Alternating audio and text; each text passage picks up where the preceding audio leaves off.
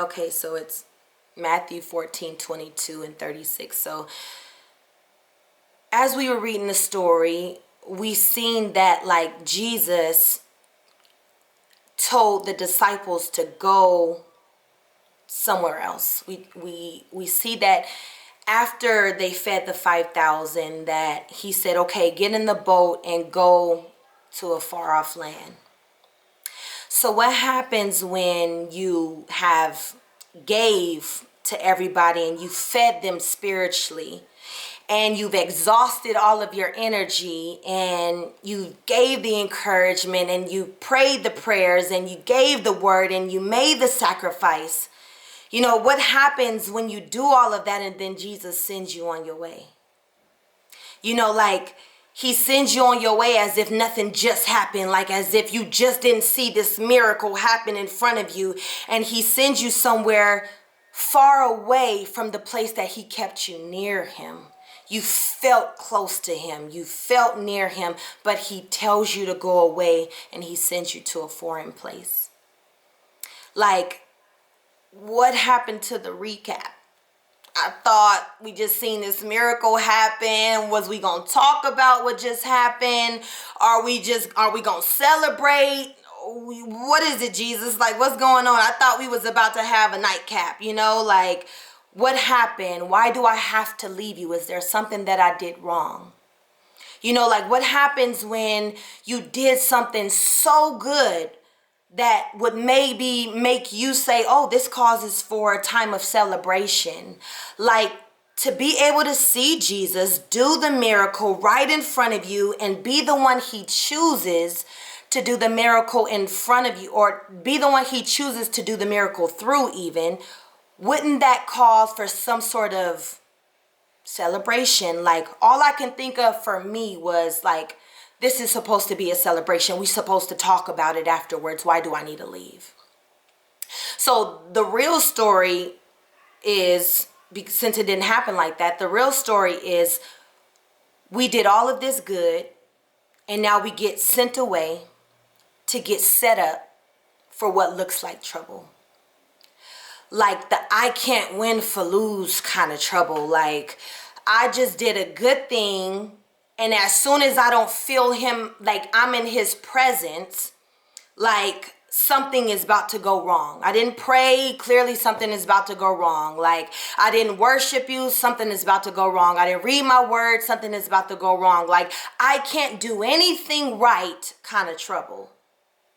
Right? So I don't know if y'all been there, like to where you just gotta be so consistent to where you lose yourself and it's like the end of the world. Like you can't do nothing right. I thought I was in my groove. I thought, you know, my prayer was working. I thought I was, you know, and it didn't work. You know, I got sent away. You know, like it's as if it was almost like, Jesus, you told me to do this and now I think I'm in trouble.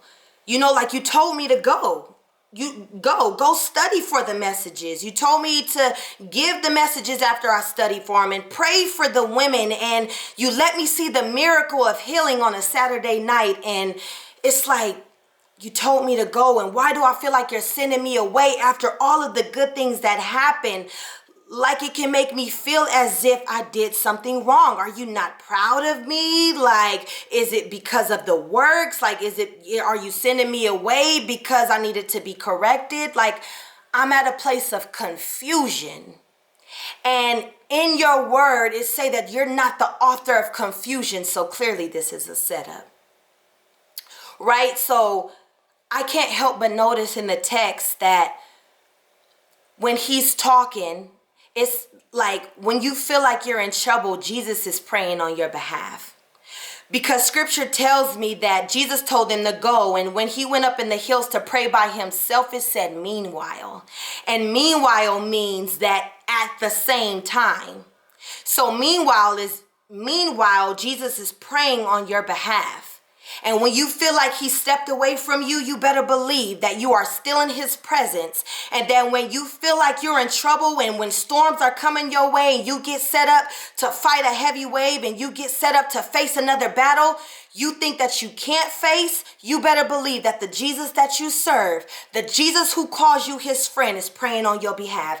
It said, meanwhile, when they were in the storm, Jesus was up there praying. So on your behalf, in anything that you're going through, he is working on your behalf. He is fighting for you. He does not leave you where you are, but he places you where you need to be to get the message. Which means when you least expect it, Jesus is coming to rescue you from the mess that you caused, rescue you from the storm that you got to face right now. From whatever that is trying to shake you up, he is on the way. Jesus is on the way. He's just somewhere right now where you don't feel him near, but he's praying on your behalf for what you're going through, because sometimes when we're going through something, we can't pray on our behalf. And we can't wait for somebody to pray for us and say, I've been praying for you. We got to know that we got a friend named Jesus that's praying on our behalf. He's not going to come in the way that you expect him to come. Sometimes he's going to come in a way that's going to require you to have to trust him and require you to have faith to do something that you've never done before. This is where we meet Peter. You're going to have to step out on faith. Step out on faith in a storm that you're in right now and keep your eyes on Jesus. You're going to have to step out and still feel the doubt. You're going to have to step out and still ask the questions, but Jesus. And you're going to be like, Jesus, I got my eye on you. I'm going to step out on faith. I got my eye on you. I'm keeping my eye on you. Jesus, I won't take my eye off you. Jesus, I may be falling, but I got my eye on you. You're going to have to be in that position of faith, of a crazy faith.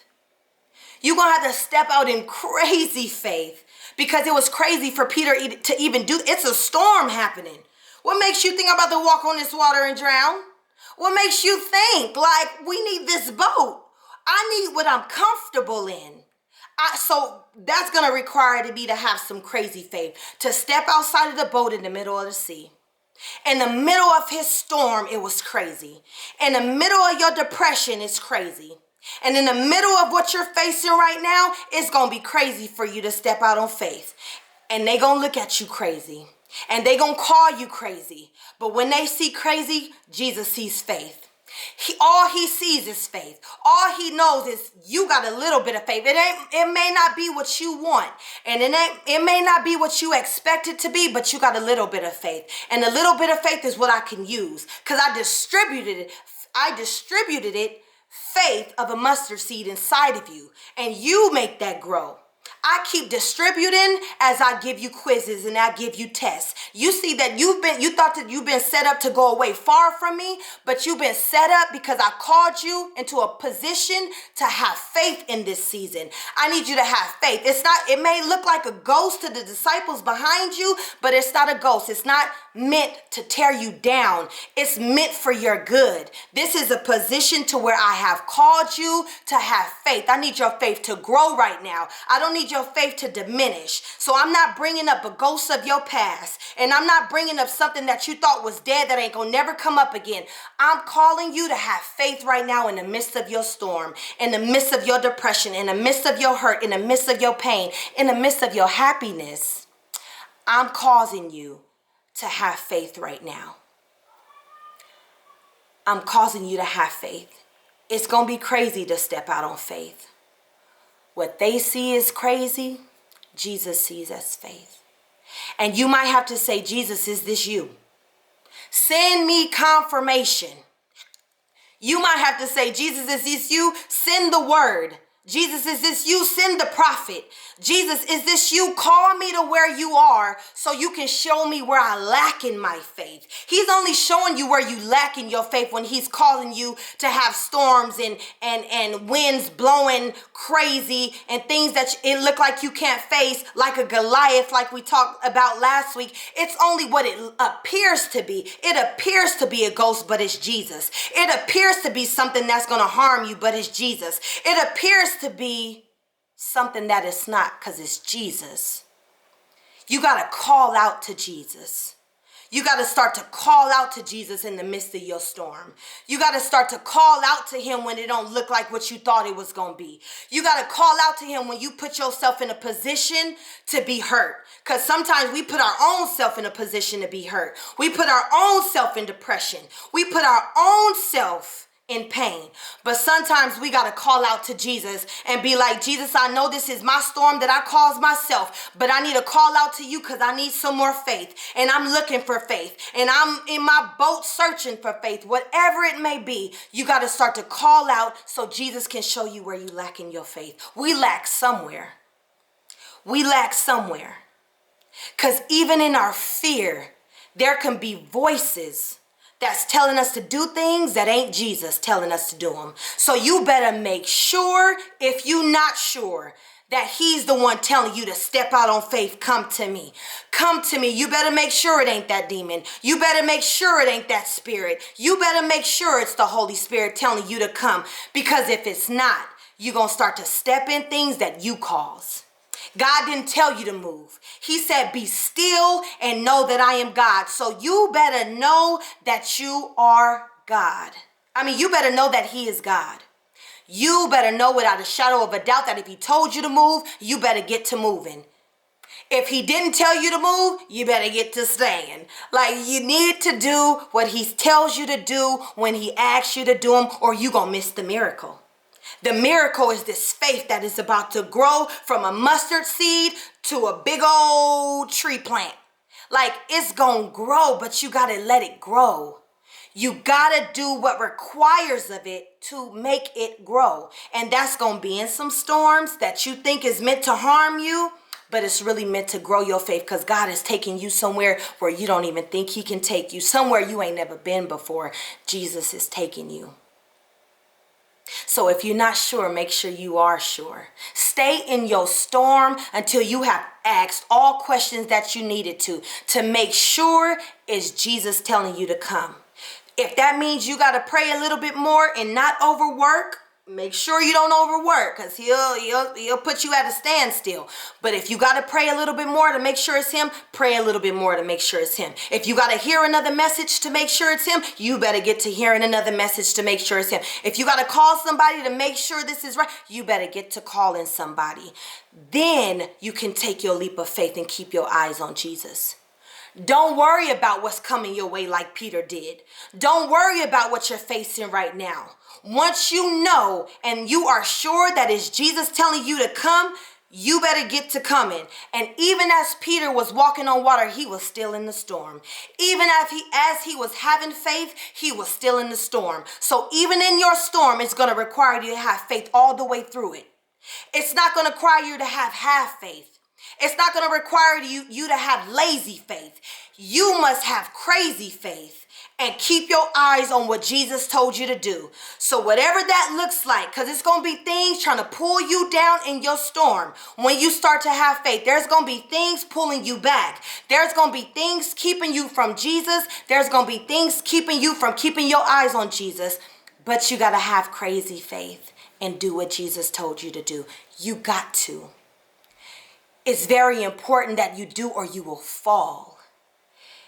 But even when you're trying to step out on faith and you are falling, call out to Jesus, and he is immediately going to reach out and get you and place you back to where you belong. Because you got to see it for yourself. Jesus knows how strong you are, but do you? Jesus knows how much faith you have, but do you? He needs you to see where you are. He needs you to do it. The storm is not meant to take you out. What you're facing right now is not meant to take you out. The things that you're facing that you shouldn't be facing is not meant to take you out. You know you deserve better than that. You know he ain't the one. You know what you know. And until you know what you know, then the faith doesn't have a chance to grow.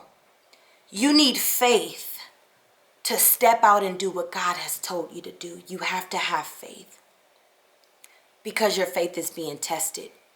Jesus needs to see where you are. That's why he told Peter what he told him. He just trying to see where you are. Peter said, no, let me ask some questions. Is this you, Jesus? Is this really you? Look, I ain't got the faith like other people, and it's okay. I ain't got the talent like other people, but it's okay. I ain't got the gift like other people, but it's okay. Jesus, let me tell you where I am, and where I am, I still got a couple more questions to ask you because I'm not sure. And it ain't confirmed for me. So Jesus, I need you to tell me that this is you and not something that's trying to harm me and take me out and pull me down to somewhere I've already been. I've already been down that road. I ain't trying to go there again. I already been dealing with that person. I ain't trying to go there again. I've already done it. So let me know that this is you talking to me. Let me know that this is really you. So call to me. Tell me to walk to you. Tell me to take the opportunity. Tell me to forgive the person. Tell me to let go of the pride. Tell me to do it, because the outside sources I can't hear. I only need you to tell me what I need to do. I need you to confirm it for me, not anybody else, because we know false prophets exist. And that's a whole nother story for a whole nother day. But we know that they exist. But Jesus needs to see where you are. Like, you are the example. Peter was the example for the disciples behind him. You are to be an example of who Jesus called you to be. You are to be an example of the runway he told you to walk. You are to be an example in your own pace, even. Where you are supposed to be an example. Not where you think you are, not where you want to be. Be an example where you are. All the disciples did not come to Jesus. Only Peter did. So everyone is not going to take that leap of faith with you. Everyone is not going to go on the journey that you go on. And everyone is not going to be on the journey of faith through the storm that you have to face. But you got to continue to be an example, because there are people watching you. There's people behind you watching to see what you do. Do you take that leap of faith? What do you do? Do you call out for Jesus? What do you do? Do you trust Jesus enough? What do you do? Do you go and forgive? And it's a healing on a Saturday night. We're watching you. We're watching to see how Jesus is moving in your life. When the healing happened on a Saturday night, and I'm going to talk about it, and maybe nobody want to talk about what happened on the anniversary, but there was healing on a Saturday night, and this person was forgiven, and this person was forgiven, but there were the rest of us who had to watch and see how God moved in that situation. But there was healing taking place. Are you going to be the one to watch, or are you going to be the one to turn away when God starts to do the miracle in front of your eyes? Who are you going to be? What are you going to choose when Jesus starts to do the miracle in front of you? All of this is going to require trust. All of this is going to require trust. That's where I was. It's going to require trust. Like, Lord, I thought I trust you, but I don't. But by faith, I got to step out on faith and go and forgive. By faith, I'm going to say that I'm beautiful, even though I don't feel like it. By faith, I'm going to say I'm not jealous, even though I am. By faith, I'm going to say I'm not secure, even though I'm insecure, even though I am. We got to just start doing things by faith. Because if we start doing things by faith, at least we step out of the boat. We may not have faith to get to Jesus and keep our eyes on Jesus, but we got faith to step out of the boat. Just a little bit of faith. We got faith to, when we start to feel like it's too much pressure, Jesus, I need you. We got that much faith. We got faith to know that what we're supposed to do, we got the faith to do that. So it's like it's going to require a little bit more trust out of you. It's going to require a little bit more trust out of me to know that Jesus has plans to harm you, that all of your storms are not the devil. All of your storms are not the enemy. all of your storms are something that you simply can face yourself. That's why Jesus said, why? You got little faith. It was something that you can face yourself. It was something that you could have prayed about and say, you know what, look, I'm about to send the text message. Can we go and sit down and talk? It's going to require you to do the work. Jesus ain't going, he will, but sometimes he wants you to know how much faith you have, if you will. Like he needs you to see that you do got faith because you got faith to get out of the boat. This is a sea. This is not some imagination. They're in the middle of the ocean. And if you got faith to get out the boat and not sink right in, you got faith to do what you need to do to at least get there. It's like, Jesus, I see you because you said that it was you. So I got faith to get out of my situation, but I don't have faith to get to you. So that's going to require me to trust you a little bit more. And that's going to require me to let some things go. I got to let some things go, and I got to read a little bit more, and I got to pray a little bit more because I don't trust where you're taking me. This is foreign to me. This is somewhere I've never been before. It's foreign. So I have to know without a shadow of a doubt that I trust you. And all he's going to do is set you up to put you in a position to trust him. It ain't the ghost that they thought that appeared. It's not that.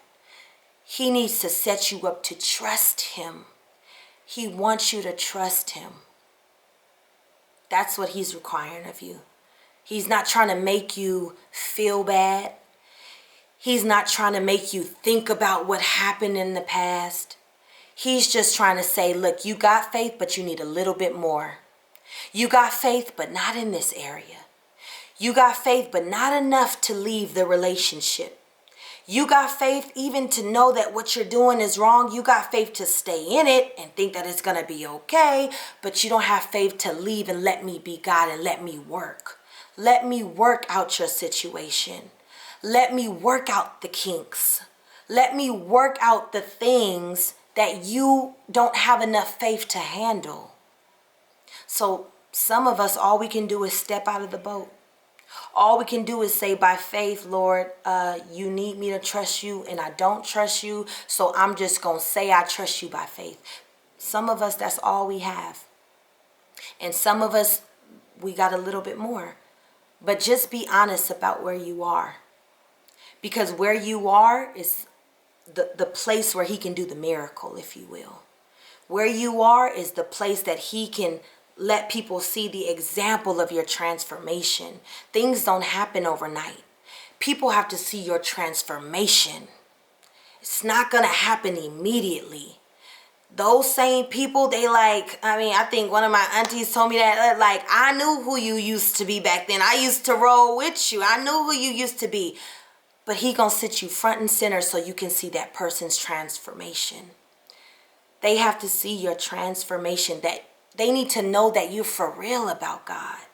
That's what this right woman is. They need to know that you're for real about your walk, that you're for real about having faith, that you're not just talk, and you're not going to just be 50 years old and say that you have faith, but there are no fruits that come with it. He said that he is the branch, and he is the vine and we are the branches, He is the vine and we are the branches. The branch that is severed from the vine is not going to produce the fruit. But once you stay and get the nutrition from the vine, you produce much fruit. But you got to stay in him. You got to remain in him, because you may be producing a little bit of fruit right now, and it may just be just enough. But he wants to do so much more fruit in your life. He got so much fruit for you to bear. He got fruit that's supposed to be overflowing in your life. But you gotta stay connected to the vine, if you will. You gotta remain in him, and he's gonna remain in you. Because remember, we talked about, we leave him. He doesn't leave us. He stays right where he is. And we can eventually come back to him. But you got to stay connected to the vine. Don't be severed from the branch because of some dude. Don't be severed from the branch because of some unforgiveness. Don't be severed from the branch because there are some things that you don't want to let go. Stay connected to the vine because you'll start to produce the fruit, and the fruit that you'll start to see is, dang, I do got a little bit more trust. This week I gained a little bit more trust. I didn't see it overnight, and I didn't see it the next day or the next 48 hours. But within the week, I started to see the trust. I started to say, Lord, in the anniversary, I don't think nobody gonna show up, but I trust you because whoever is supposed to be there will be there. And whoever is supposed to hear this word is gonna hear this word. And whoever is supposed to be healed from this or from that, they're gonna be healed. But I gotta trust you. And that was me taking a leap of faith. Maybe I didn't have the money, so I had to take a leap of faith. Maybe my mama didn't have the money, but we had to take a leap of faith. We may not see how we were gonna get it. We didn't see how we were going to get through it. And we didn't see how Jesus was going to be on the other side of what we were lacking. But he was going to be there with open arms. Once again, he's always there with open arms for the things that you lack. Jonathan McReynolds just said, what I lack, you are full of. Where I'm broken, you are whole. What I'm doubting, you are sure of. I'll trust the lover of my soul. He just said it. We gotta trust the lover of our soul. He is the lover of our soul. Like, we need to get to that spiritual side. Like, it's family members that you don't know that you want to know, but you got a family member from a distance and you want to know that side of who you were. You got to get to your spiritual side. We are not all human. We are created in the image of God, which means we got another side of us that we need to then activate. There are some things that we need to activate. I think it was Melanie who said that it is available. We got so much available of what God wants to give us, but we got to pull it down and we got to activate it. We got to activate trust, desire trust, desire forgiveness, desire love. Because he said you can have all these things, but you can be lacking in love. If you got love, that's the thing that is going to last forever. Faith, hope, and love. And there's a reason why he used love last, even though we needed it the most. Because it's some things that we lack, and love is one of them. He said that to lay down one's life for your friend is the most love that somebody can have. To lay down one's life for somebody. That means sacrificing what you want. Sacrifice what you want for somebody else to get to God. I sacrifice my meal today so I can fast and I can hear from God for y'all. We got to sacrifice some things to make sure the people attached to us, their souls are saved. We got to sacrifice some things, which means we got to walk by faith when we sacrifice them. I wanted to eat today, but I'm going to sacrifice because there's some women attached to me where God got some things he want to say. And in order to hear from him clearly with no distractions, I'm going to let go of some food, and I'm going to let go of some water, and I'm going to let go of the drama for today and the argument with my husband if we would have had it. I'm going to let go of them things because I got to sacrifice, because I want to lay my life down for you. I want you to walk this life for real. This right woman is not just another Bible study or another word that you need to hear or a reason of you don't even know why you're here. This Bible study is so we can change the trajectory of this is how you're really supposed to live. You got to start to shift the focus and no, we ain't supposed to live like that. There is a spiritual side to you. No, you ain't got to give in to the drama, and you ain't got to give in to the unforgiveness, and you ain't got to give in to what you want the most, which is required of your flesh. What your flesh wants sometimes will always overtake what your spirit wants. You got to let your spirit win in this season. You got to let your spirit say, I'm the head and not the tail. You got to let your spirit say, I'm walking away from this relationship because what you want me to do is not what God has for me. What you are requiring of me is not what God has for me. You got to want better for your life, and you got to be willing to sacrifice some things for somebody else to get saved, because it ain't about you. It's about the example that you're being for somebody else to see you, then mimic you, and then be like, I'm about to walk that journey with that girl because she for real. And she was probably doing some things in the past and I judged her a little bit, but she doing this thing for real now. And some people ain't gonna want to hear you say that, because some people gonna call you holier than thou, but it's only holy because it's foreign to them. They walking in their human ways and I'm walking in my spiritual ways. You got to start to walk in the spiritual ways because God got a purpose for you, and you ain't gonna leave this earth until you finish your purpose. So you can either do the purpose now or you can do the purpose later and suffer. Do your purpose now. Walk in his spirit now. Call upon the Lord now. Use the tongue now. If you ain't got the gift of speaking in tongues, I pray for that over all of your lives, because it's something real. When you don't know how to pray for yourself, oh, the Spirit is coming to pray for you. When you don't know how to pray for yourself, Jesus is on your behalf praying. So I pray for y'all to speak in tongues. He said not only that, but have the interpretation of tongues. I want the right woman to begin to do the miracles that he showed me, that I thought it was just me, but no. It's everybody connected to me. You gonna cast out demons, and you gonna see miracles right in front of your eyes, and you gonna see the Spirit so powerful within you that you gonna be able to discern, no, that's a false prophet, no, that's a real prophet. You gonna be able to discern who your God is and who you serve. It's gonna be for real, and you gonna be the example, and you're gonna be probably the only light in the room. You're probably gonna be the only light in the room, but it's okay, because the darkness, somebody's gonna see the light. If you cover your eyes right now and leave a little bit out, and all you can see is the light, somebody is going to go towards that light. It may not be everybody, and they still may be judging you, and they still may be talking about you behind your back, but at the end of the day, God knows your heart, and God knows you for real, so he going to give you the desires of your heart. He said you can ask for anything in my name, but that don't mean just ask for cars, because that's minute to God. That don't mean ask for houses, because that's minute to God. That don't mean ask for the billions and millions of dollars, because that's minute to God. Start asking for some love, and start asking to see people how God sees them. Start asking for trust, and start asking to be a better example to your kids. Start asking for the real things that your Father want to give you, not these worldly things. He says, don't be worldly.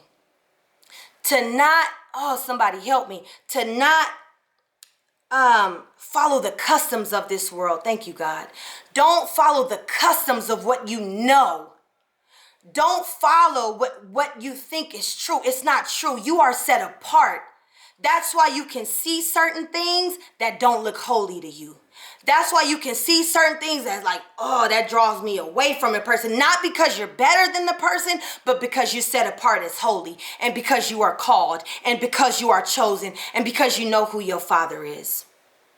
You got to start seeing yourself how God sees you.